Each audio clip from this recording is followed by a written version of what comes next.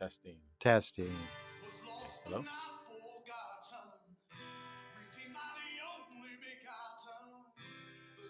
You can turn it up if you need to, but I think it's okay. yeah.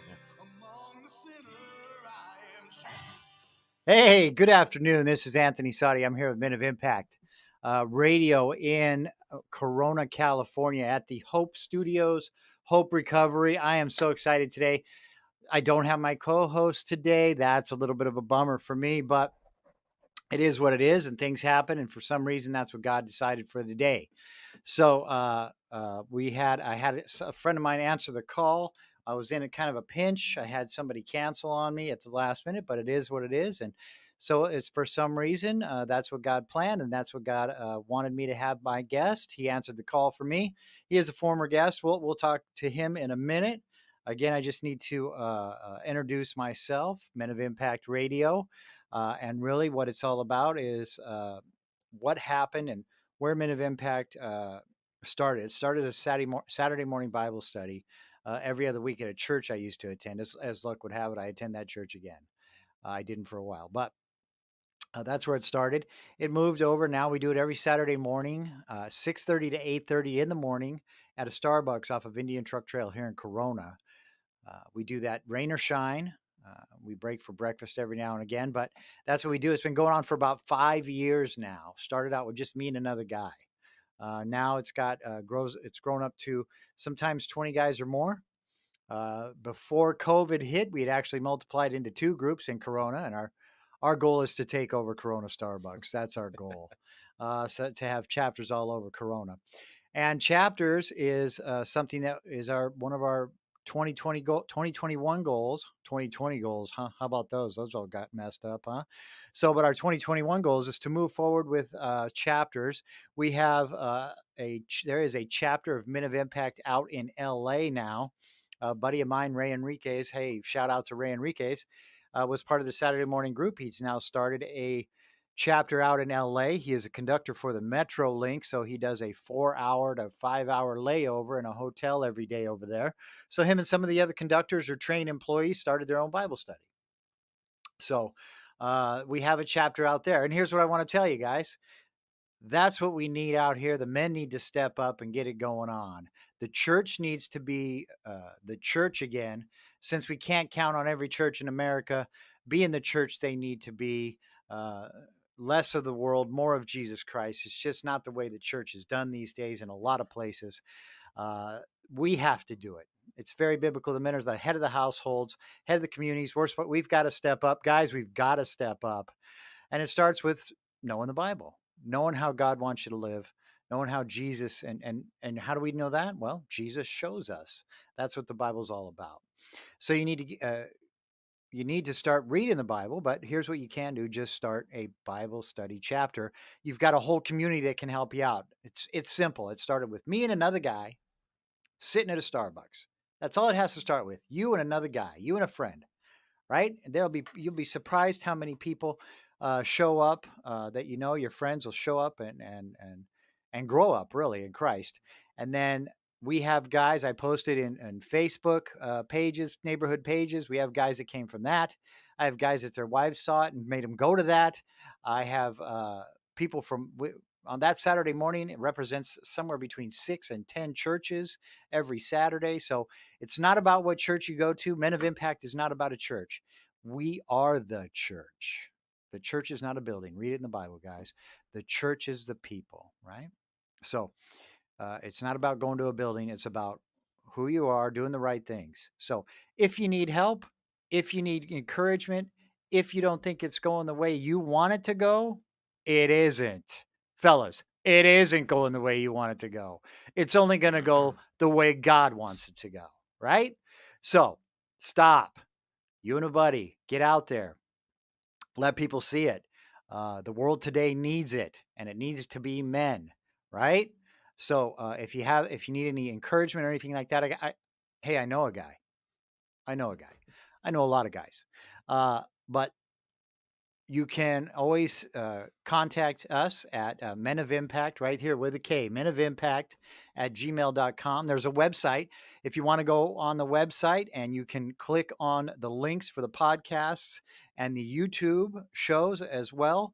So that is menofimpact.com, right? So there's also a Men of Impact Facebook page. Hey, check us out. Get out there, start a group, send some pictures, post some pictures on the page, the Men of Impact page. Send me an email, let me know any type of encouragement, any type of coaching, anything like that.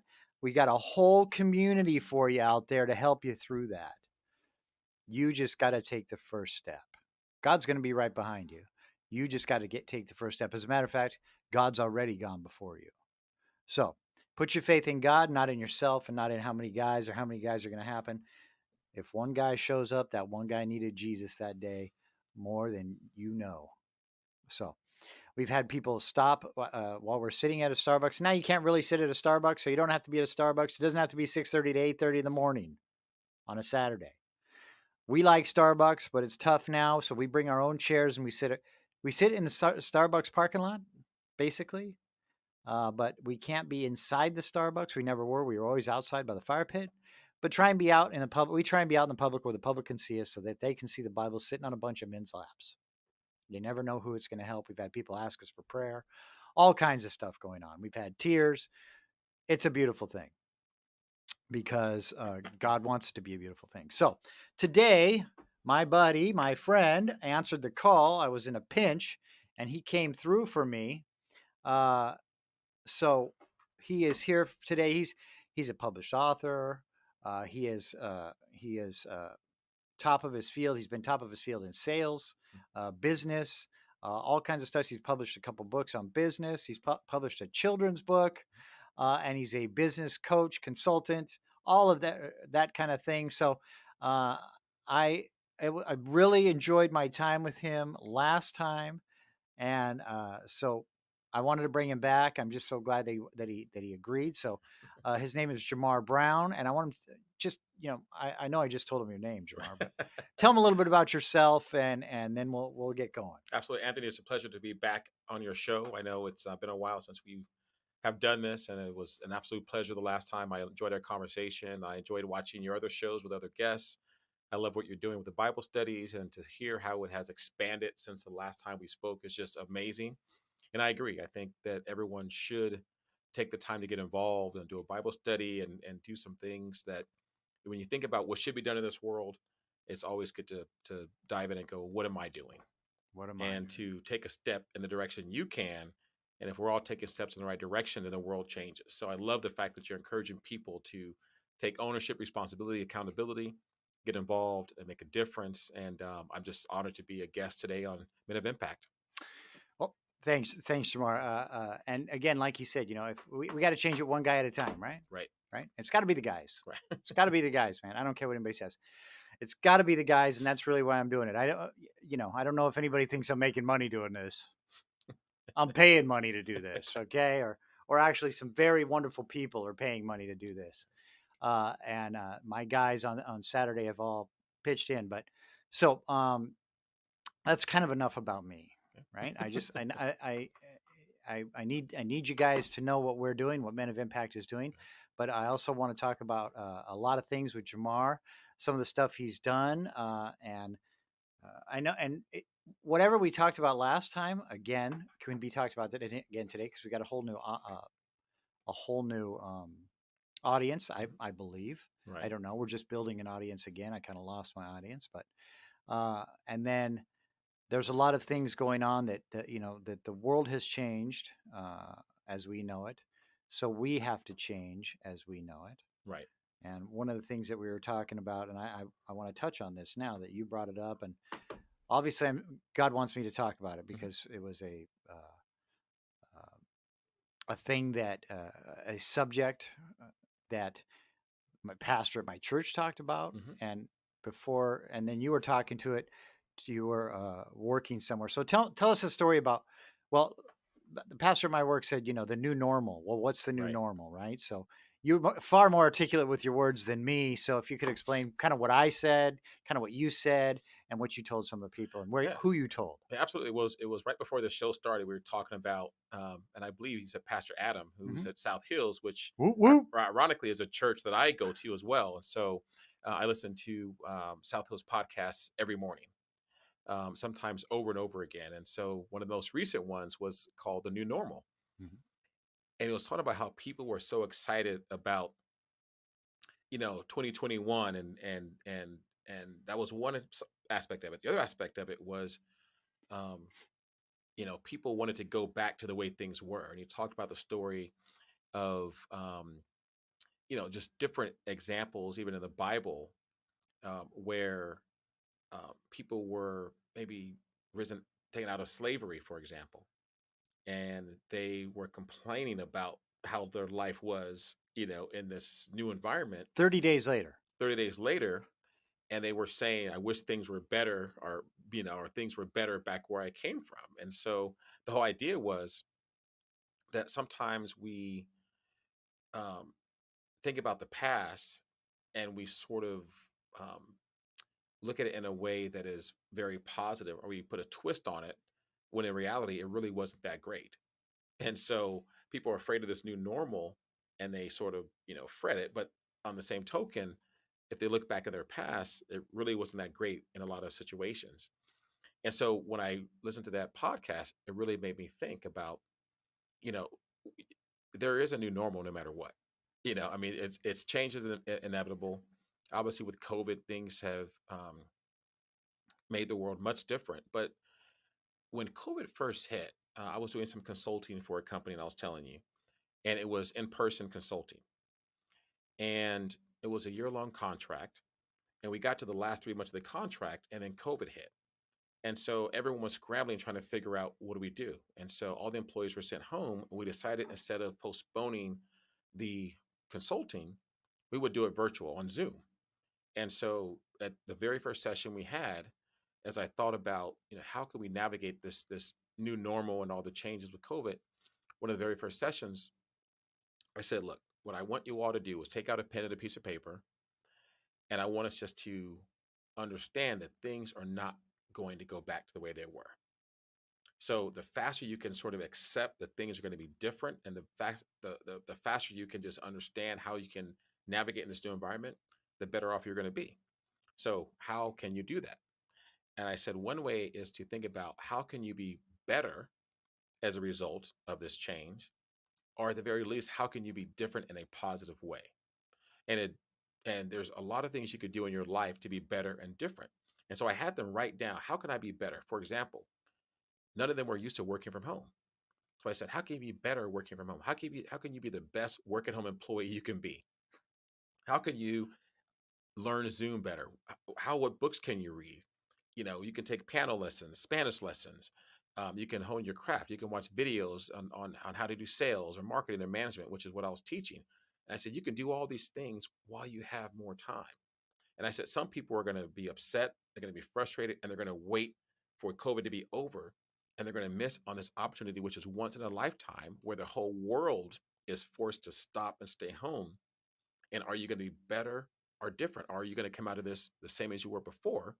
Because the other aspect I shared with them was the job market is going to change. So when you Yes. come out of this, there's going to be fewer jobs and more people looking for those jobs. And so if you haven't taken the time to acquire more skills, better skills to better yourself, then you're going to be less competitive when you come out of this environment. You're going to be less competitive in your own workspace, and you're going to be less competitive in the workforce in general. So we discussed all those things, and it was a fascinating discussion. And I applied that, for my own life. And yeah, things haven't been, there's always been obviously been challenges, but I will say that COVID has been, all things being equal, a great experience for me in terms of just becoming better as an individual, better as a professional, and then different in terms of how I'm able to navigate my career and the skills I've learned that I now apply as we sort of think about, coming out of COVID. And and that is kind of what I took from it. Is you're right. Things, and again, I know a lot of people have had a rough year, and Mhm, me and my wife didn't have a great year, but it's been a much different year. mhm, And as far as where we were in 2019, 2020 was awesome, Right. right? And Right. I feel like it's put some pressure on me. I have to come out of it because again, in my opinion, things are going to change. Things have changed already. The Mhm. job market, like you were saying. Now, I know the last time we talked, and and again, thanks for showing up. I know that I know that it was last minute, so maybe we didn't talk about what we could have done, but it is what it Right. is. It's okay. That's The all Holy right. Right. Spirit's. So the other thing is, you now your last time we spoke, your daughter was a junior, I She was a think, junior in high school. junior in Correct. high school, Yes. Yes. And which is a rough time as it is for a father anyway, right. right? And now she's 18 years old, which would have been which is and going to college, which would be a rough time for a father, Mhm. sending their daughter to college, which we had talked about. And we'll talk about a little bit more in a minute. Mhm. But let's start with. But that would have been certain challenges you would have had to face, and now you're facing other challenges that because of COVID. Correct. So, uh, did you do anything to prepare for that, you as a father? Mhm. And then, what are some of the challenges that you've already met? Well, I'll tell you what. I mean, there was. I mean, no one was prepared for um, the full effect of COVID. So I don't think anyone could have prepared. No one knew it was going to be that significant. It's going to be done in a couple weeks, right? Right. Well, right. And it's and so I will say that um, I think for a lot of people, you had a plan laid out for your life, for your child's life, for your career, and everything was upended, in an instant. And so there's certain things, for example, as a parent, that you plan for when you have a child for their entire life. You plan for them to turn 16 and start driving. You plan for them to have a senior year in high school where they graduate. You plan for them for the kids that go off to college to go off to college, or to start a career for the ones that don't go to college and start a career. You plan for them just to grow, mature as an adult, and all these things are laid out. Um, and then all of a sudden, COVID hits, and she was a senior in high school. And the very first thing that happened was she was 5 games into her senior year lacrosse season, and the season got canceled. So she never got a chance to finish out her lacrosse season. Never got a chance to have senior night where the family gets to walk their kids down the down the 50-yard line. And that was something that I was so excited Right. about. I mean, just so excited. Then on top of that, the prom got canceled, and my parents had sent my daughter money to buy her prom dress, and then the prom gets canceled. So my daughter's devastated by that. Then there's no senior night for the seniors. And then graduation gets quote unquote canceled. And Santiago High School did a great job of having a virtual graduation in the parking lot. It was wonderful, but it still wasn't the same. And then It's not graduation. and not graduation, and you Yeah. couldn't have people around to celebrate because everyone's afraid of getting COVID.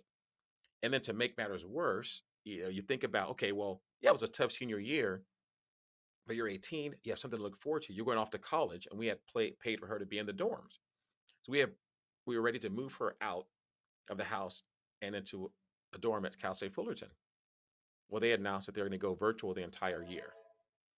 So now these young kids who are so looking forward to going off to college, as a parent, I was Starting so their life. starting their life as a parent, I was so excited to get her into college because you said earlier, was it tough her senior year? It actually wasn't that tough because I feel proud of the fact that she was prepared to go. Right. And I had worked with her, and her mother worked with her whole life to prepare her to go. So I thought she was ready, and I wanted to see her go. And I was excited for that because I felt like there was really nothing else she needed to do in high school. Just go and now live your life. And then all of a sudden, she's not going anywhere, which ironically means that you get more time with your child, but now you're all in the same nest with the kid who's ready to leave the nest, with a parent who's ready to start his own life as a, you know, empty nester, and all that goes out the window. So there's no way to prepare for that because you wouldn't even think that was even possible, Right. right? Right. And so those were some of the challenges, but on top of that, and we'll get into it. But those were the challenges, but there are also a lot of good things that came out of it as well. Yeah. So and some of the challenges in today's world, uh, and we're not going to get into all of it. Mhm. I have my own beliefs and my own opinions about all of it. But one of the challenges for us as Christian men, Mhm. sending our kids off to college, Mhm. and she's not going to a Christian college, Mhm. so she was going to a public college, right? Right. Right, state college, Yep. right? Cal State Fullerton. Right, right. So uh, that I I count my blessings. My daughter wanted to go to a Christian college. I just figured it out, right? And she got to go. So, um, but not everybody wants to, or gets to, or decides to, right? Mhm. Whatever it might be. Right. And so she's going to a public college. Correct. I don't want is public the word? Yeah, it's public. I mean, Okay. it's public. Yeah, it's a public college. I mean, and I'll tell you the story about her schooling. So she started at Crossroads Christian School Right. from preschool through fourth grade. Right. And for me personally, I grew up. My parents sacrificed and put my brothers and I through private school and our whole life. Now, ironically, it was Catholic school, um, because that was the best school they could find in the area. And I tell the story sometimes that my parents would mark that we were Catholic on the form because we get lower tuition. But we were really Baptist on Sundays, and I would go to Catholic school on during the week. That was interesting. That's a whole new discussion about the different what I experienced, which was amazing to see two different faiths practice every week. Right. So with our daughter Alexis, we put her in Crossroads, and then around the fourth grade, we realized that we wanted her to kind of see the world a little bit more. We felt that she was overly sheltered and and didn't understand the world enough. And so we said, okay, well, if we've raised her right with the right things inside the home in terms of morals and values and character, then let's see how she does in public school. So we put her in public school in the fifth grade, and she flourished. I mean, grades are great, and then the sixth grade, and then the seventh grade, and then she went to high school, and we've had, knock on wood. I mean, kids getting in a little trouble here and there, but it's been a phenomenal experience. Her grades have been Right. great, and now she's off to college. And so the decision to what college that she wanted to go to was her decision. And because of finances, because of location, because of the programs, she chose Cal State Fullerton. But I, you know, I but throughout her whole life, Christianity and faith has been stressed in the household with my parents, with our family, and so I think if you don't get that foundation in school, well, ideally you get it both, home and school. But if you don't go to a Christian school, then it makes it even more important to make sure that that faith and those values are stressed inside the home. Yeah, uh, I agree. I agree with that one wholeheartedly. It's got, regardless, it's got to be inside the home. I mean, honestly, guys, it's a different world. I lived in both. Unfortunately, my kids lived in both. And fortunately, I got saved when they were younger. But and it changed the whole family dynamic. But so now she's going to a college and Cal State Fullerton. And for lack, I'm going to use the politically correct word in my opinion. Uh, it's worldly. Mhm. Those colleges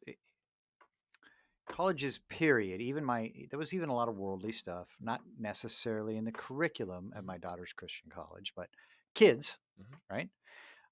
Not every kid is, there's a lot of people in this country today, and in this country today, that say they're Christian, Mhm. right? And got to be careful with that, I think. But so now she's going there, and in that college, in state colleges, and those kind of colleges, Mhm. it's worldly. Mhm. The kids are worldly. The curriculum can be worldly. Mhm. Well, it is worldly, and the professors are worldly, Mhm. for lack of a better word. Right. Might be a better word, but I'm not going to say it. We're going to use worldly. Okay. Okay. So, uh, with that in mind, have you thought about that? Have you thought about the challenges that's going to have for you as a father, for her as a Uh, as a I, Anthony, I mean, absolutely, and that's why we put her in a worldly environment in the fifth grade because we felt she needed to experience some of that because I felt she was too sheltered.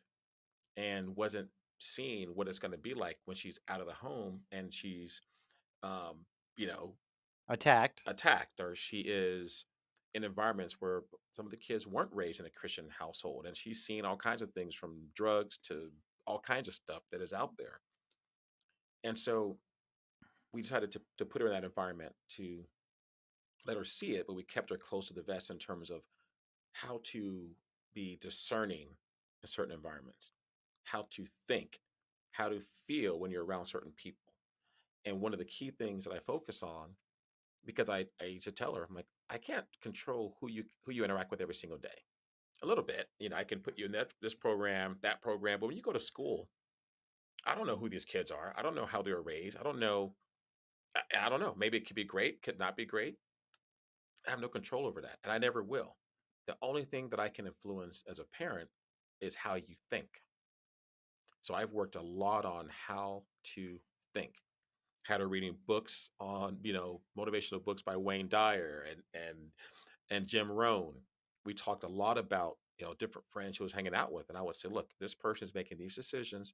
I'm not telling you to not hang out with that person, but just watch what happens.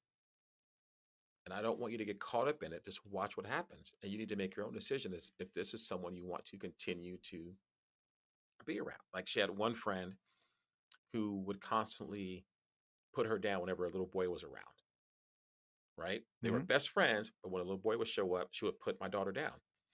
And I just observed and we talked about it. And I said, just understand. I said, a true friend is always going to build you up in Always. any environment. And I said, this is a little situation with a little boy. You're like in the seventh grade.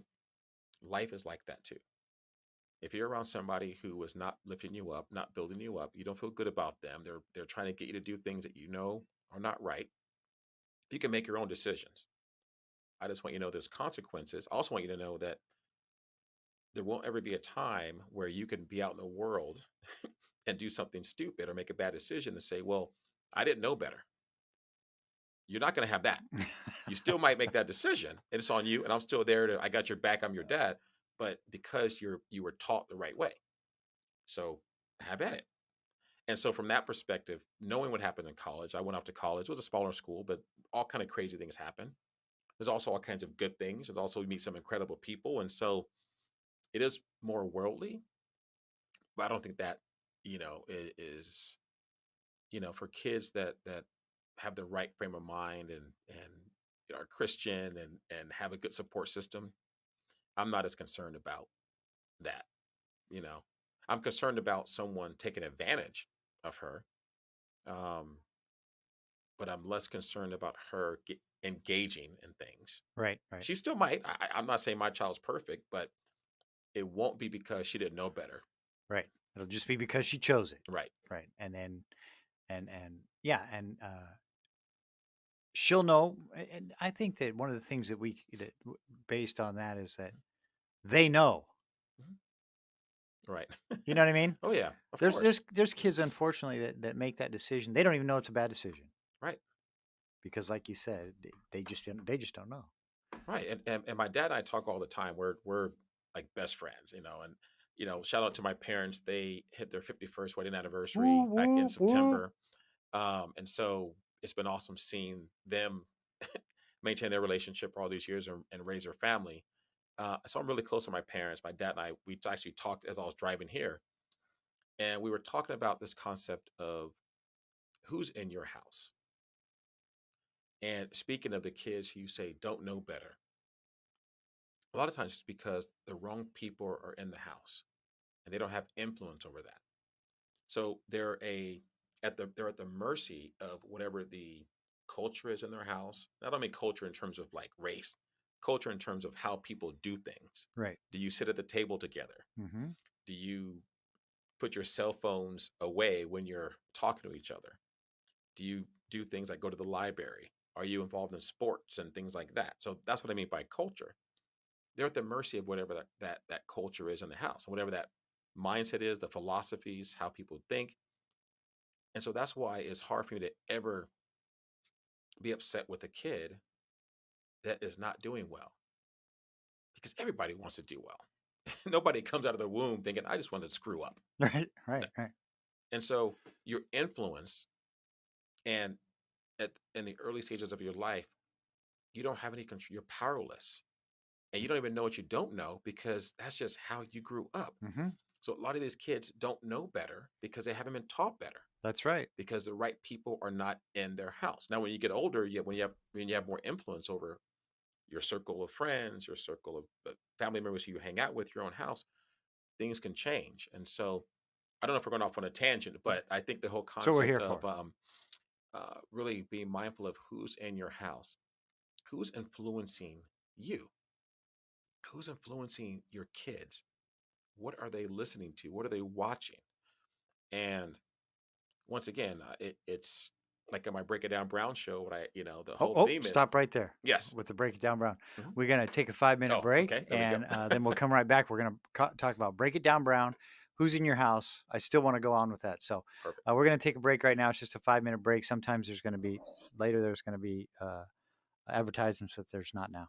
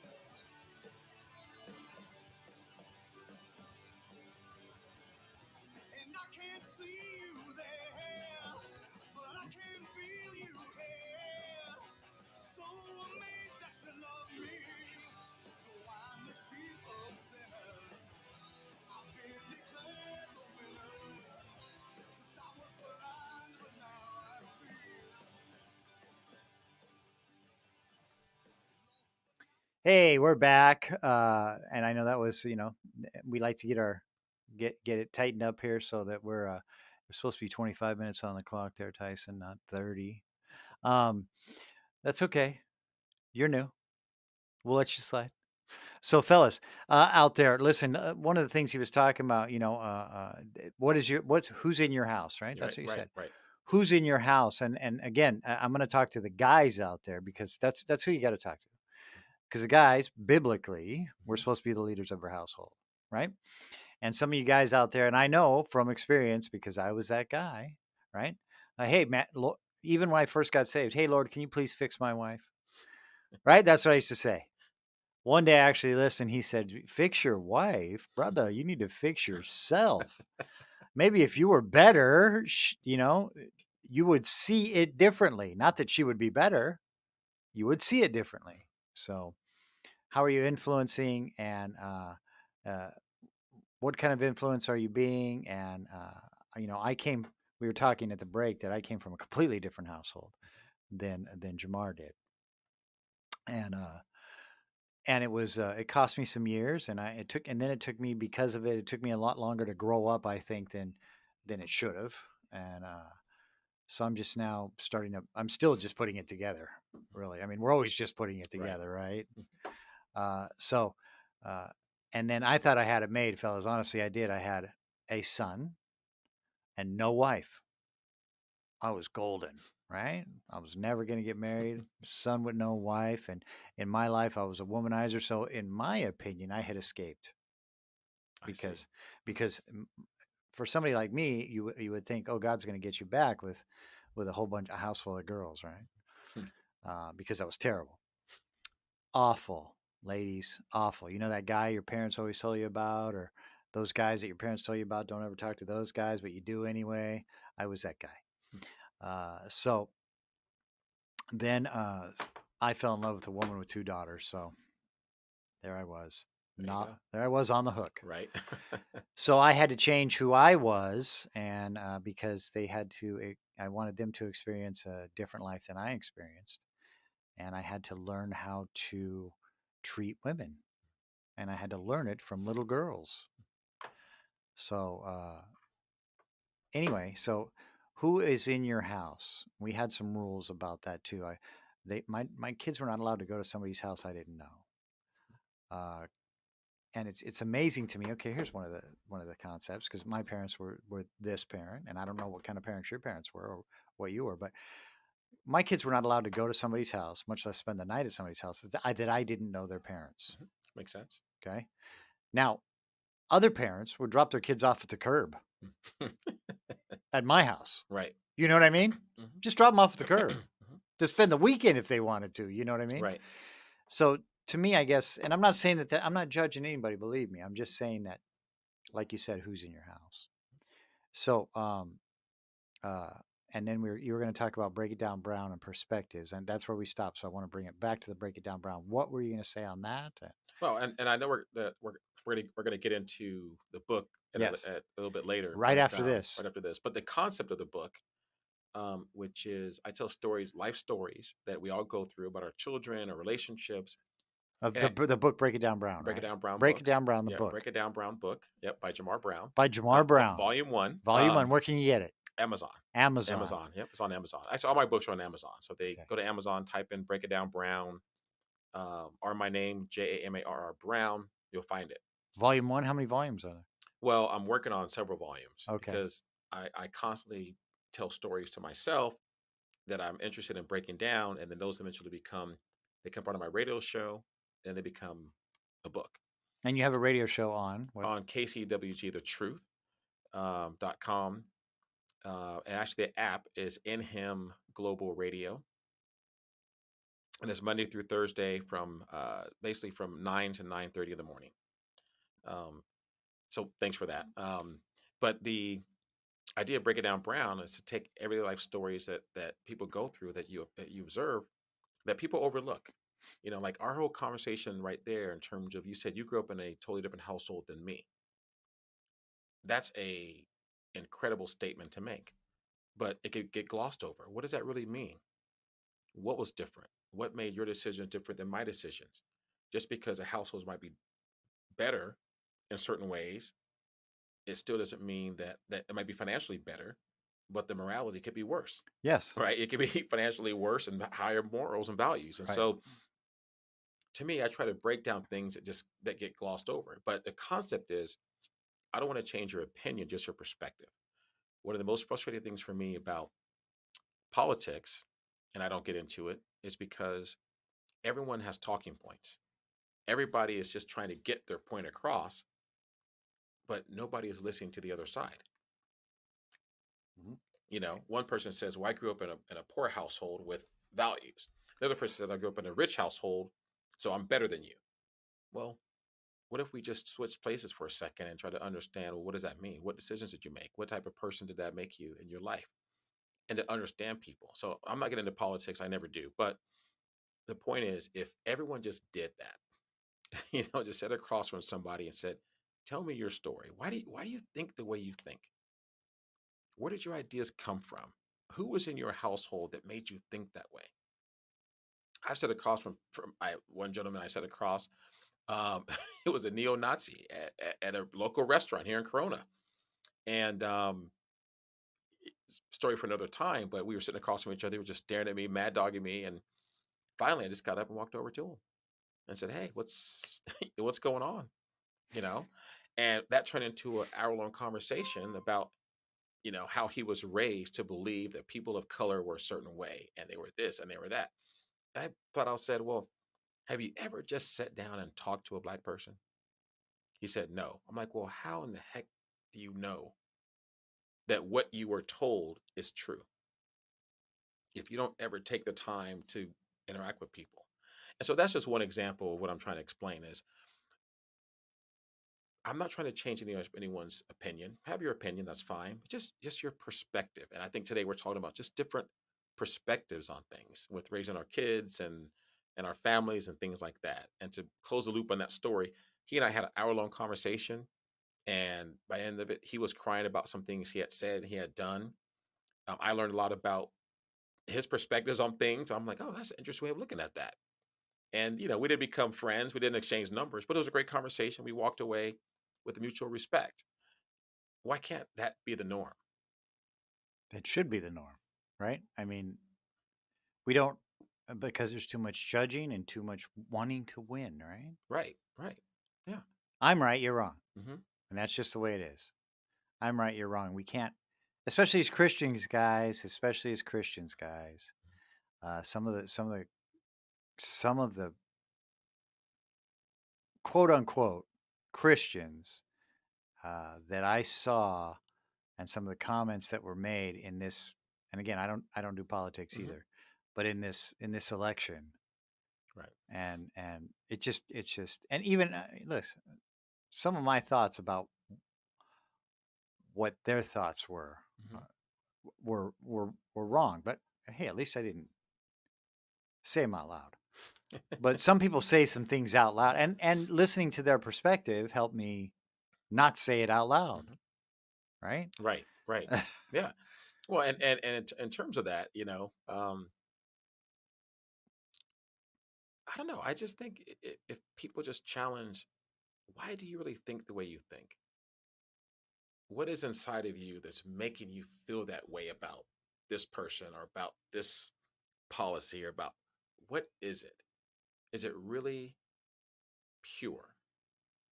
Is it really because you truly care about fellow man and mankind? Or is it politically driven? Is it financially driven? Is it power driven? I don't know. Maybe it is, maybe it isn't. But I think if everyone took a step back and look at it that way, we'd probably realize that half the things that we get upset about and fight over are things that are, you know, came from a place that maybe not be as pure as you think it is. And that's on either side. That's Oh left, yeah. right. It doesn't matter. It's with anybody. And what I see, which is sad, is that it's just becoming more divided. I gave a talk. I was asked to speak at an interfaith dinner one night, where it was different religions um, coming together just to share their faith, and everyone got like a 4-minute block of time to talk, and I talked about my story about, you know, being put in Catholic school because my parents wanted us to have a better education, and it was close by, even though we were Baptists, and so I made a joke about that. But at the end of it, but what it also showed everyone was, at the end of it, the bottom line is, in all these religions, and if you were to strip it down, it's treat others as you want to be treated. And are you really doing that? And when you're not treated the way you think you should be treated, are you attacking? Are you trying to understand what is making that person think that way? Why is that? You know, and I have so many stories because I live my life like this. I'm always talking to people, learning, growing. I write things down. And I was in Dallas one time for on business. I was at this hotel, at the hotel bar, having a glass of wine and a steak, having a good time. And this guy was walking by and he stumbles and he sits in the chair next to me, right? And he had been drinking. I could tell, he was feeling pretty good. Was in his 40s, maybe 50s, white guy, and he goes, "Hey," um, he goes, "Can I talk to you?" And I'm like, "Sure." He goes, "I know you're a Democrat." This is when Obama was president. I know you like Obama. I know you're a liberal. I haven't said a word to this guy. he's Yeah, he's made that decision based on the color of your he's made skin. that decision, right? Right, right, But for me, I'm curious, and that's what I wanted. That's what I teach people: be curious. Don't get mad. Get curious. right. I just listened to the guy. I'm like, oh, really? I didn't say if I was or not. He still doesn't know to this day, right? So, and he goes, let me tell you why Barack Obama is the worst president ever. I'm like, really? I said, tell me. I'd like to know. And he goes, oh, he's killed healthcare. He does all these executive orders, and he's killing the economy, and he's letting immigrants across the border, and he's going on and on and on. And he went to this military function. He was supposed to be there for 3 hours. He left after an hour, and people didn't get a chance to see him. And he's just and I'm just listening for like a good 5 minutes. He just ranted on and on and on. I go, huh? And he goes, I'll tell you what, I'll buy you a drink if you could tell me one good thing Obama has ever done for the United States. I said, sir, I'll tell you two things. He goes, what? I said, number one, he's been a good husband. Number two, he's been a good father. And I said, isn't that what we should expect from our leaders? We can't agree on politics and things like that all the time, but can't we agree that it's important, if you're married, if you're in a relationship, to treat your spouse as best you can? If you have children, to put them first and foremost and to raise good kids? What happened to those? Those are the values that we should be looking at first. And he goes, yo, man, you're a smart young fella. Did you go to Harvard? I said, no, sir, I went to Whittier College, but I'll take another glass of wine, please. And we laughed and joked for like another hour. But my point is, people come in with just this angst and just, I'm like, relax, Right. just talk. Just talk. And, Figure it out. yeah, and as it turned out, one of his issues that was making him angry was he had family in the military, and in his mind, the Obama administration was pulling resources from the military. Now, I don't know if that's true or not. You hear numbers all the time about what this person did. I have no clue, but that was his issue because he cared about his family. Right. I respect that. Totally respect It's that. what you were just talking Right. about, right? But that doesn't mean that gives you the right to then throw in everything else into the pot because you're upset about one issue. Now you're going to make everything an issue. But you have to understand that. And sometimes people don't see that they're that way. And they feel like people also feel like if they're being like you said, treat others as you would like to be treated, right? Yeah. So if they get attacked, let's just say, because that's kind of that could Mhm. must have felt like an attack. Um, If it was somebody if it was else, somebody else, it would have a- felt like an attack. absolutely, Right. 1,000%. Right. Yes. Mhm. Right. The first thing out of his mouth would have been, you're a racist," Yeah. or Right. Right. something to that effect, Right. right? Right. Hmm. Right? And next thing you know, there could have been a fight right there in the airport. Absolutely. You Yeah. don't know, Hmm. right? He got lucky. Right. He walked up to the right guy, right? Uh-huh. But uh so and that's part of what it is. So you treat others the way you want to be treated. So if that guy, if for that one moment you feel like you're being attacked, you have to stop and think. okay, this isn't how I want to be treated. So my answer needs to be Mhm, how I want to be treated. mhm. And that's what you did, right? What was that? Well, and I got the quote from Wayne Dyer. So a lot of the stuff I read books, and if I like it, like in my phone, it literally has reams of notes of things I listen to. I hear, and I'm like, oh, let me write. That's a good concept. He's a note taker, guys. Yeah. So the concept from Wayne Dyer, who passed away, wrote a really good book called The Power of Intention. Is don't get mad, get curious. Don't So get that's mad. been on my mind for Don't years. get mad. You listen So to this, guys? yeah. You young guys? So yeah. So in that moment, yeah, the initial reaction from anybody is I'm getting attacked. Yeah. Then it was like, wait a second, don't get mad, get curious. Understand why this person thinks the way they think. Because you don't know what's going on in that guy's house. Yeah, You don't know. And right. one of the key things I always taught my kids is, listen, man, if you know that kid that sits on the bench by himself, that's who you need to be friends with Mm, because you don't know why he's sitting on that bench by himself. right, absolutely. But chances are, the good chance is because something good isn't going on in his life. Mm, Chances are the reason he's alone isn't because he wants to be. right, right.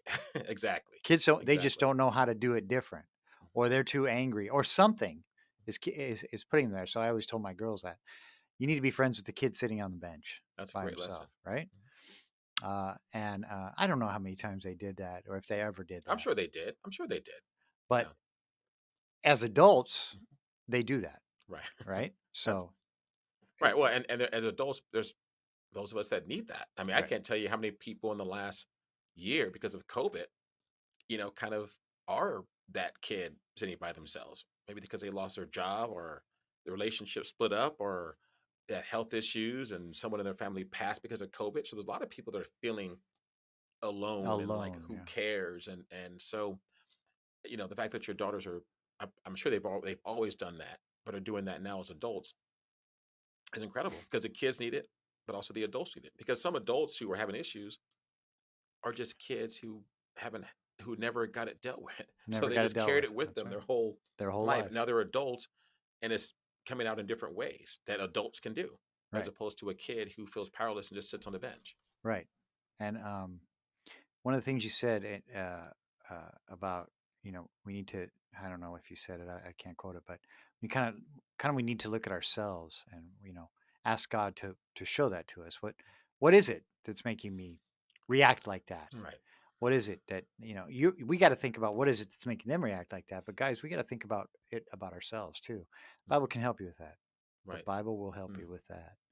mm. Um, and you just ask God. The other thing is, and it's always a scary thing. If you ask God to show you, He's gonna show you, Yeah. man. So Hmm. be ready for the answer. So we're okay. So I want to talk about you. You wrote a children's book and you never Yes. promoted it. So promote it a little bit A right little bit. now. Well, I mean, I so uh, What one second. yes. While we're talking, and you talked about that little story about how you.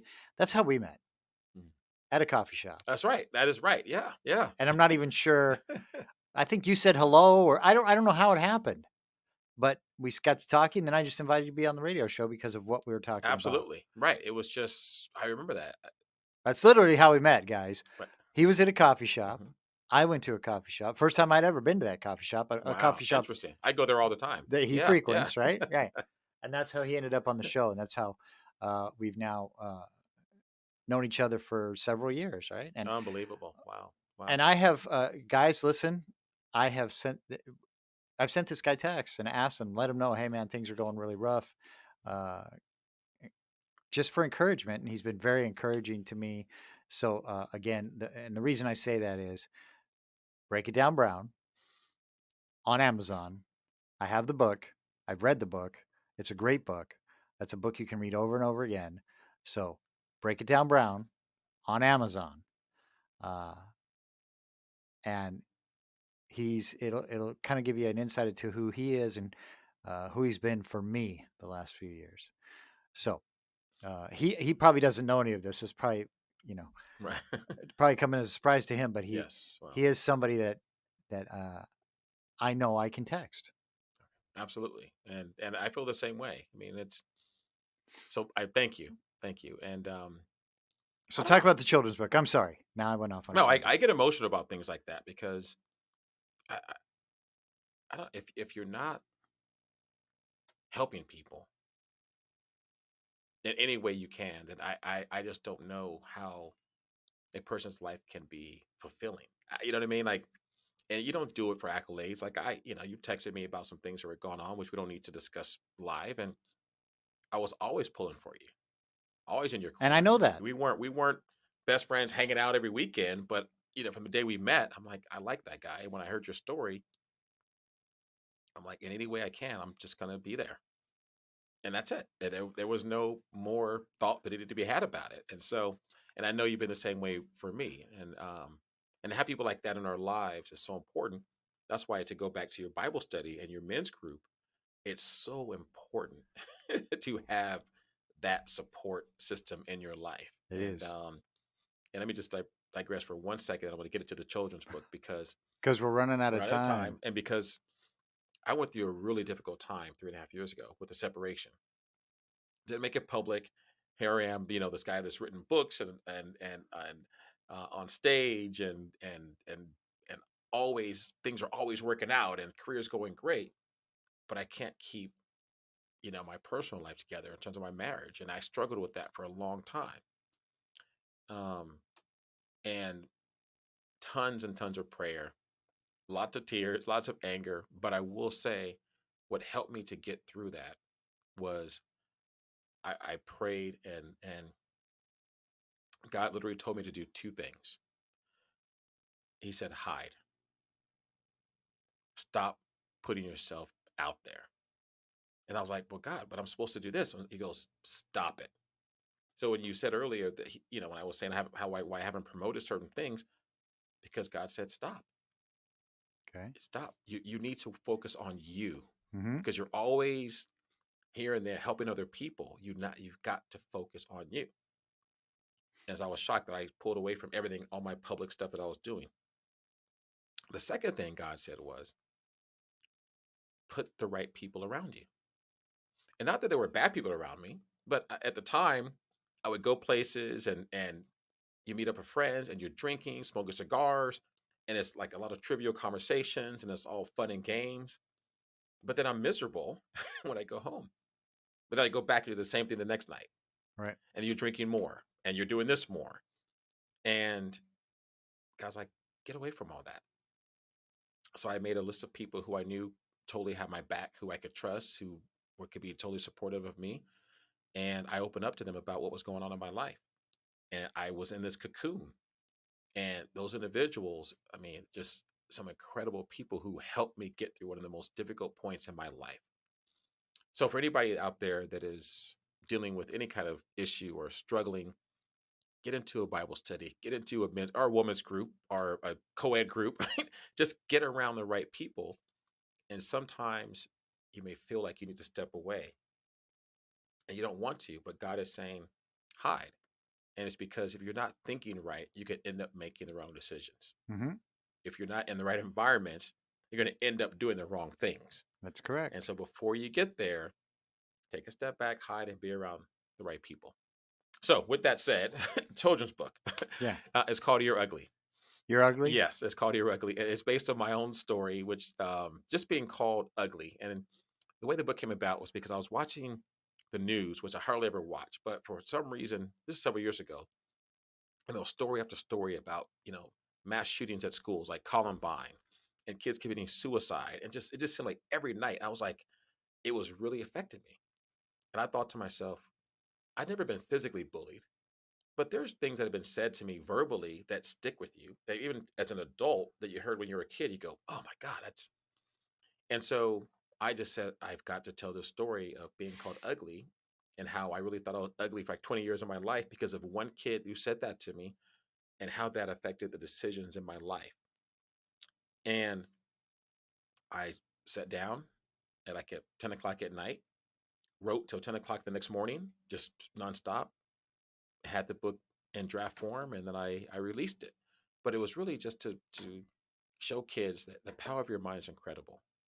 You can't control where you live and who's in your house and that type of thing when you're young, but you can always have significant influence over your mind and your thoughts and how you see yourself and whether you accept being called something that puts you down, or whether you protect yourself against it and use that to encourage you and inspire you. And I just thought that if kids knew that, if more kids knew the power of their minds, Hmm. they would be so much less affected by the stuff that they hear and see, which would make them have better lives. So that's why I wrote the children's book, You're Ugly, which is on Amazon. Which is on Amazon. Yeah, You're ugly. I You're wish, Ugly. yeah, I wish you'd have brought it, but uh, it's all right. Yeah, well, I don't, You I know, don't, I don't really promote it, but yeah. but it's on Amazon. You're ugly, and it hit that really hits home with me because my daughter was in seventh grade. She really liked this boy, and one of her friends told her that she told this boy that she liked him, and he said, "You mean the one with the big nose?" And she doesn't have a big Mhm. anyway. So that cost her a lot of years. I mean, it Absolutely. damaged her for Hmm. years and years. I Hmm. mean, she still thinks about it, Right. and now she has different thoughts about it. That freaking guy, I can't believe, but because she thought she had a big nose. But we all, but Anthony, see, the thing is, children who think that just become adults Who think that? who think that. Yeah. And so if you don't break that pattern, it just becomes an adult who thinks that way, and they may act out by attacking someone else or being very shy and timid Hmm. and self-conscious. So we need to start helping these kids understand that, so we don't have them affected like that. Because whether it's big ears, big nose, big mouth, too dark, too light, eh, too fat, too thin, I mean, it's nonstop. And with this, social media thing, it's getting worse. So, but that's why I wrote the book. And over the past few weeks, I've been asked to speak at different schools out of the blue, seventh grade classes, fifth grade classes. It's all on Zoom, and I'm online with these, 30 kids, 60 kids, discussing a book that I never thought I would really promote. But the feedback and the life changing experiences have been absolutely phenomenal. And I just dropped off. I just donated 30 of my books to a school in South in East LA yesterday, and it was so awesome just to show up and give them the books, and hopefully it changes their lives. So And you know things like that can. And as we were talking, so who's in your house? I'm going to go right back to that real yes, quick for our okay. last couple of minutes, because it could be that you know you were telling your I was telling my daughter different things. I'm telling her she's beautiful every single day. Mhm. So, but this kid or this girl who she said was her friend, her Right. best friend, Hmm. right, who didn't build her up, did that. And like you said, you were brought up in a house that I don't know. I mean, obviously you didn't say anything about they broke you down. So, but it was a kid that told you that. Right. So again, who's in your house? And we need to talk to our kids. Put down the phones. Put down the social media. Have dinner at the table. Those kind of things. And guys, it's got to be you, man. I mean, it's got to be you. I, I, I made that choice one day. I was a workaholic, didn't get to spend much time with my kids. Uh, and then one day I decided, okay, I got to do better. Right. And then now, unfortunately, I'm so old. I actually started raising my kids before cell phones. But when cell phones became a thing, there was no cell phones at the dinner table. Right. Right. There was no cell phones if we were Hmm. having talks, whatever. I mean, just I don't care. And here's the great news, guys. The encouraging news. Today, they're adults. When we're having dinner together, there's no cell phones. I love it. When we're sitting down, and if her mom, if their mom or I pick up our cell phone one time, there's no cell phones at the table, guys. Okay, Love it. It's right? awesome. So it does stick with them even when you think it's not going to. So we are almost out of here, and so any shout outs you want to make? I just want to give a shout out to um, daughter's 18, all the seniors that graduated 2020. Um, it's been a very tough year for all of you. I observed it firsthand with my daughter, but the resiliency, I mean, the social justice focus, just the energy, the passion for life. I mean, I'm just excited for these kids. And, we're all pulling for you, pulling for my daughter. She's amazing. She's encouraged me and inspired me since the day I found out that, we were having a daughter. And so just shout out to all the young kids out there, and just know that, you're going to change the future. You're going to change the world. And yep, and change it for the better, guys. So get the right people around you. You young men, do the right thing, man. Just make the right decision. Just make the right decisions, right? If you're not sure what that is, hey, there's a little book called the Bible. It'll teach you basic. I always forget what it is. Basic Bible stands for. I wish Sean was right there. Basic instructions before leaving Earth. There you go. That's what Bible, Bible, basic instructions before leaving Earth. So listen up. Remember, guys, joy is spelled Jesus. We are out of here. Thank you, Jamar. It was a Okay. Thank you pleasure. very much. My pleasure. Thanks for saving me today. Everybody, listen, we'll see you again next week. Same time, same bad channel. It's actually going to be my son in law next weekend, my new son in law. So we're going to talk about some things, and Jesus loves you, and so do we. Have a great day.